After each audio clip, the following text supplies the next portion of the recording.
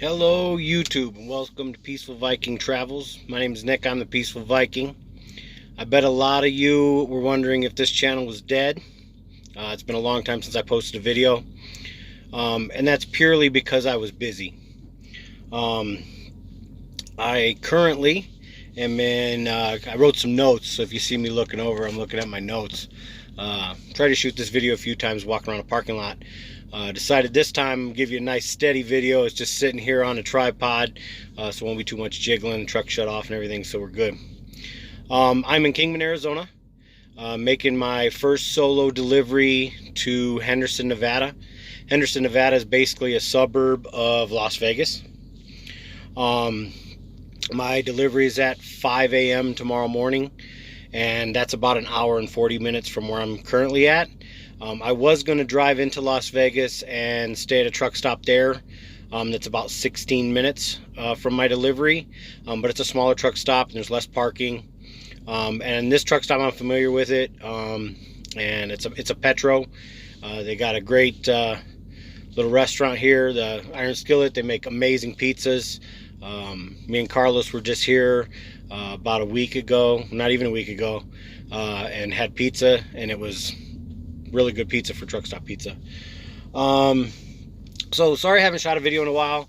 It's just because in the phase of training I was in, it was kind of go. There was just no time for that.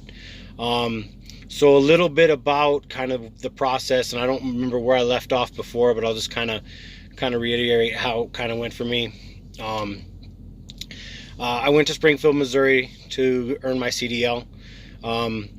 The first week you're there doing all the preliminary orientation, drug test, getting orientated with the terminal there.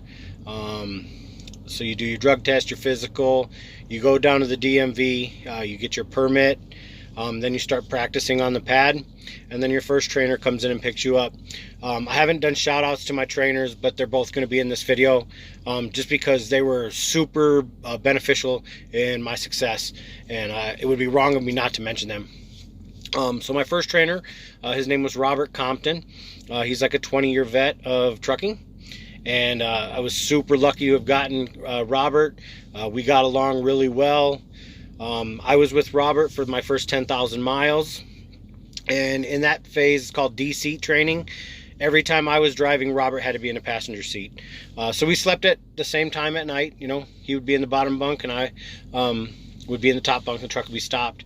And that 10,000 miles went by fairly quickly. It was about 2 weeks. After that time was up, Robert brought me back to Springfield, and he actually stayed in Springfield with me to help me practice to take my CDL, which I can't thank him enough for. His wife Janie, who I've got to thank also in this video. Robert did take me home to his home while we were on the road, and Janie made us biscuits and gravy and let me do laundry. And when it costs you $6 to $8 to do a load of laundry at a truck stop, being able to do laundry someplace for free was amazing. And Janie's super awesome. She was really supportive. Her and Robert actually took me out to dinner the night before my CDL test, which was really cool. They really made me feel like I was a part of their family, and if you know my family, that's a big thing. It benefited me, and it played to my success. I passed my CDL test the first time, which also benefits Robert, and I hope he enjoyed Vegas after that. He knows what I'm talking about. And then I went out on what's called your C and B seat training. For that training, I went out with a gentleman by the name of Carlos Villarreal. Carlos has been driving, I want to say, about 8 years. He's a gentleman about my age, maybe a little bit older, and he came into trucking as a way to change his life. So it was really cool to have somebody that had some life experiences that I did. Carlos was a super inspirational guy. I can't say enough about the guy. And don't get me wrong, it wasn't all, you know, rainbows and fairy tales. We had a little conflicts here and there, but we were both grown men. We were able to talk about them, and I feel like I came out of it better as a man and as a driver for having had that conflict with him. So Carl, I couldn't say enough about him. Like, he's a brother for sure. Carlos is from the Rio Grande Valley, where I grew up as a kid. So that was pretty cool, getting to go back to the valley and kind of see what's going on there. Got to see some family while I was there, while he was on home time. So with Carlos, the first 10,000 miles with Carlos, I was considered a C seat. And it was kind of similar. He was kind of in the passenger seat most of the time while I was driving, and that's more for the fact that it's his truck. He's a lease operator, so is Robert. So that's his livelihood. He's letting you drive his truck that he makes a payment on every week. So he has to get comfortable with you driving that truck. You have to prove to him that you're ready to drive his truck. Likewise with Robert, you know what I mean? If you wreck their truck, they're out their income. So for that first 10,000 miles, and it probably wasn't 10,000 miles, it was probably a less amount than that. Carlos was in the passenger seat most of the time, a lot during the day, which was super crazy because he would drive his shift of 10 hours and then he would stay in the passenger seat while I drove a good portion of mine, and then he would crawl in bed just enough to sleep enough to drive another 10 hours, and it probably wasn't enough. So the man was sleep deprived, plus he's trying to teach all day long, make sure I'm not doing anything wrong, make sure I'm doing things right, adjusting little skills that I needed to pick up. So I watched him really, really push himself and almost suffer to make me successful. Carlos is married to a lady by the name of Alicia, and it's both of my trainers. I'll tell you something I learned about trucking. Their ladies at home are their world. Like, these men are out here crushing it for those women at home. Both Robert and Carlos. I've never seen men so in love with their significant other at home. And it shows. It shows in everything that they do. Every day, all day. Definitely something I hope to adapt into my life for my special someone at some point. But anyway, after the first 10,000 miles, I get a raise. So I make a little bit more money. And by then, Carlos is a little more comfortable with me. So he's spending a little bit more time in the sleeper berth while I'm driving. And so we're team driving. So I drive my 10 hours. I get in the sleeper berth to go to sleep. He gets in the driver's seat and he drives 10 hours. And the truck kind of non-stop moves that way. So one of the easiest things about my C and B seat training with Carlos was that Carlos and me were very similar in the fact that we're very clean, we're very neat, we like things organized, so we got along super well for that. My biggest fear in getting into trucking was being in a truck with somebody for 2 months and having it be a nightmare, and it wasn't. So that was the best thing about my team driving phase. The hardest thing about that phase of driving is it isn't your truck. He's making the decisions on keeping that truck profitable. So a lot of things that you would do in your own truck, you can't do because that's his truck and you're doing it his way. And that doesn't mean it's right or wrong. It's just, that's his truck and it's his way. It's his money. It's his money that goes into the fuel tank. So it's hard to make those decisions on where to fuel and when to fuel when it's his money that you're spending. In your own truck, as I am now, I am in my own truck. I make those decisions. I fuel where I want to fuel. And I'm a team driver, so there's less pressure when it comes to that. As a lease operator, that money's coming out of your pocket. As a company driver, it's coming out of the company's pocket. But I'm still trying to operate my truck like a lease operator because I hope to be a lease operator, and I'm trying to develop good habits. So I'm still looking for better fuel, cheaper fuel when I can get it. I fueled this morning in New Mexico. And it was literally the cheapest fuel all the way across Arizona, Nevada, and into California.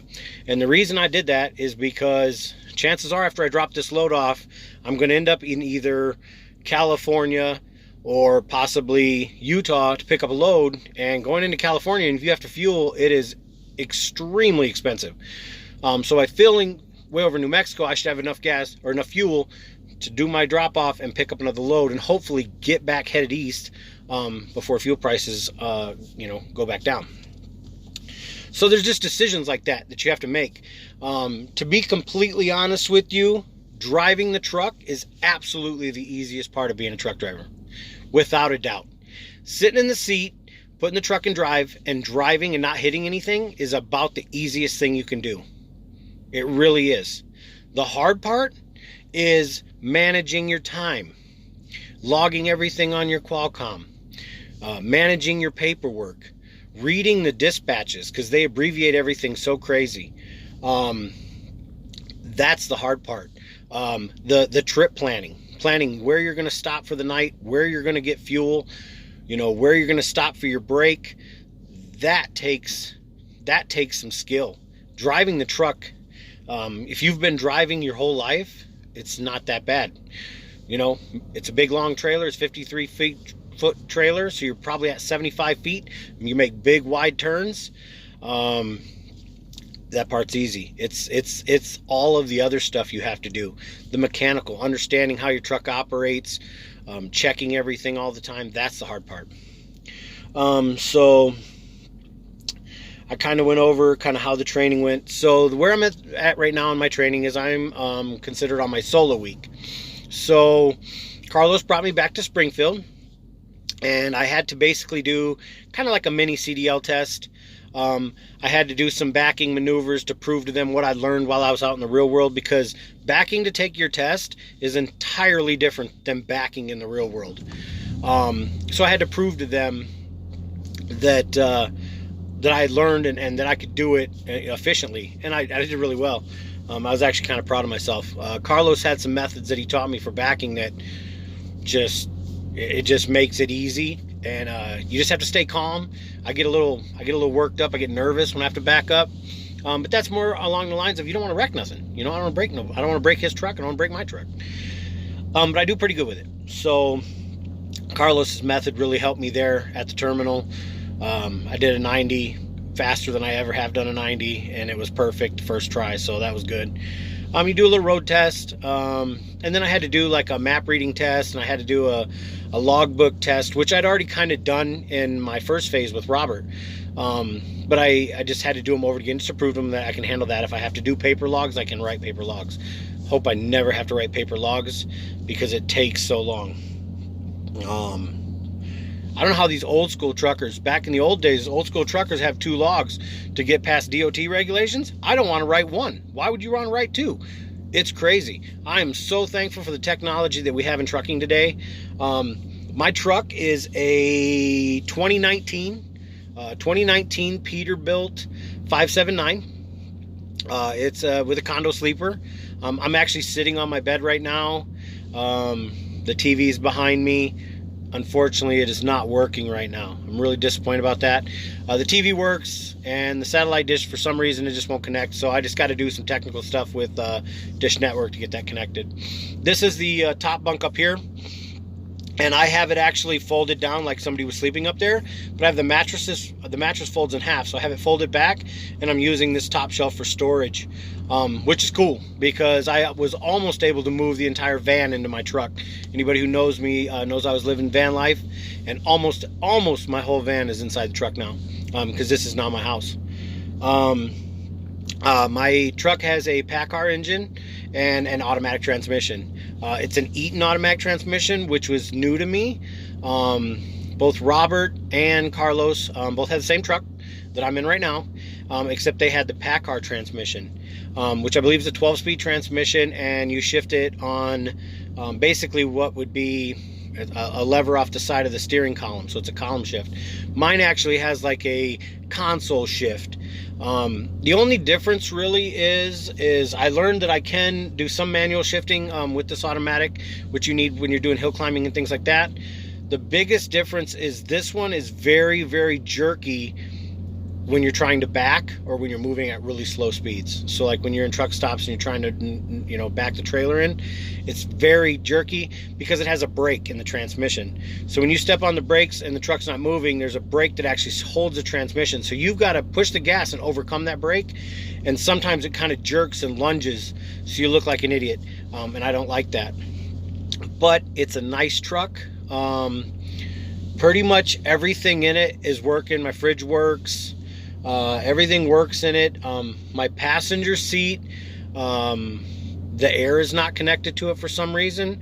So I don't know 18 wheelers and our trucks, the tractor, the seats are air ride, so it has like an air bladder underneath it, and that's how you raise it up or down. There's no air to mine, so my passenger seat's sitting basically on the floor, which is fine because I don't have anybody in here with me anyway, and that's just kind of where I keep my keyboard and my paperwork. But I'm gonna get that fixed when I get back to the terminal. I did find a chip in my windshield today. I ran through some heavy rain in the morning, and it cleaned the window so well that I noticed there's a chip in it. And I sent a message off to the terminal, and they're gonna fix that when I go back to Springfield. So I'm gonna be out here probably a week. I don't know if there's a mileage on it or if it's just a week, like go out a week and come back. And when I go back, they'll do what's called my A-seat upgrade. When I get my A-seat upgrade, it's basically, you're good, you're ready to go on your own, you're a part of the company. And then it's just keep the wheels moving. The big saying in trucking is if the wheels aren't turning, you're not earning. And I'm all about making this money. So there's a few things that you're constantly like, it's a lot of thinking and a lot of thought. For instance, today, the thing with the truck stops. I could have took my 30-minute break here, and I could have drove another hour and 40 minutes. I would have drove past the Hoover Dam in daylight and seen that, which I haven't because I was sleeping when Carlos drove by it, and then parked 16 minutes from my receiver. But that truck stop is smaller, it's busier. So I pulled into this truck stop. This truck stop's busy, or is less congested right now. I can get my 10-hour break in. I can get up in the middle of the night, drive the same hour and 40 minutes, and go straight to my receiver, which is what I decided to do. So I'm not going to get to see the Hoover Dam during daylight. Hopefully it's still cool at night. I don't know. There's a lot of things that are cool at night that you wouldn't know. I kind of like the night. It's hard to drive at night. You get tired. But I got like probably 12 or 14 hours here, and I'm gonna make myself some food. One of the biggest problems with the team driving thing, and I totally understand why Carlos does it that way, it's hard you can't cook in the truck when there's two guys in there. You can't even hardly make a sandwich when the truck is bouncing down the road. So we ate out a lot, and it's expensive, and it's not healthy, and I'm probably still not eating the healthiest of foods, but at least it's cheap. So I'm maximizing my income by using my refrigerator and making sandwiches. I have a microwave, which is up over here, and I'll do a tour and show you guys everything. All my cooking stuff out of the van is in here. I literally could get out my butane stove and put it on a picnic table and cook a meal if I wanted. Won't be doing that for a little while, but on maybe like a 34-hour reset, I'll cook some real food. But for now, ramen noodles and macaroni and cheese and sandwiches, and bought some fruit and things like that. So trying to get a little bit control of my money, because truck stop eating is expensive.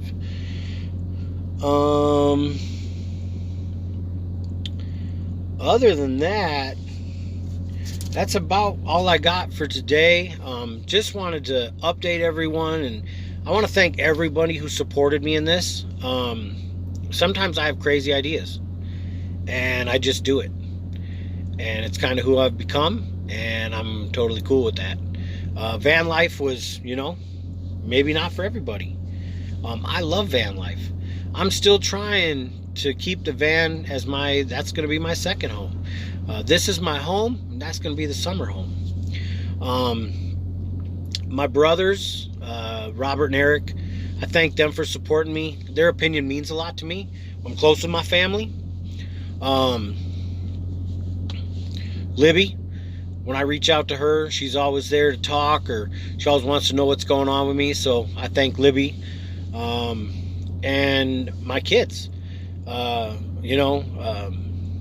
oldest son, he has finished his FAA tests, and he got a job at an airline. My son Cody got engaged to Chloe, so congrats to both of you. I'm looking forward to that. And my daughter Tori texts me, and we talk probably more now than when I was in Atlanta, and it's great. Like, hearing from her in the morning will start your day off right. Doesn't matter what happens the rest of the day.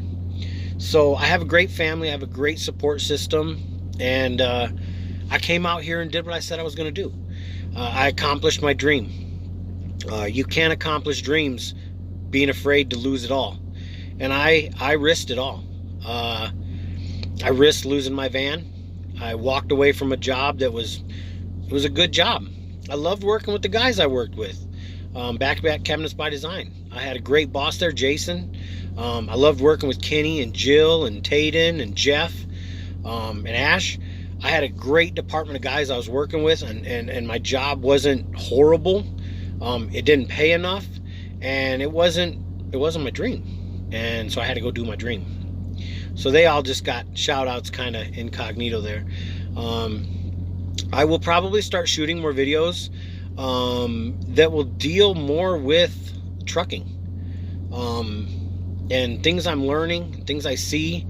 I want to do more landscape stuff, and because I have seen things, just amazing things.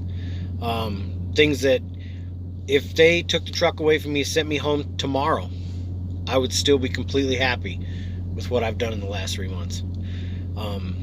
Literally, I'm that content with what's going on. That's all I got for today, guys. Shout out to the Viking nieces. They always love it when I mention them in the videos because they wait for them. And Amber too. The other day I got a FaceTime from Robert and Amber. So cool to be able to talk to your family while you're out here on the road. Technology has made trucking so much more family friendly. You can come out here and earn a great living, and it can be a great living. It's not easy, there's no place out here for snowflakes.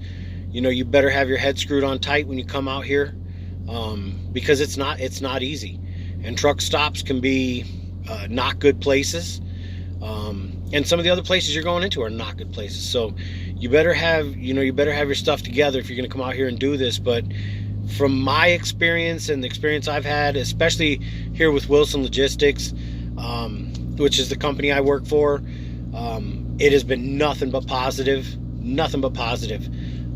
and I would do it again in a minute.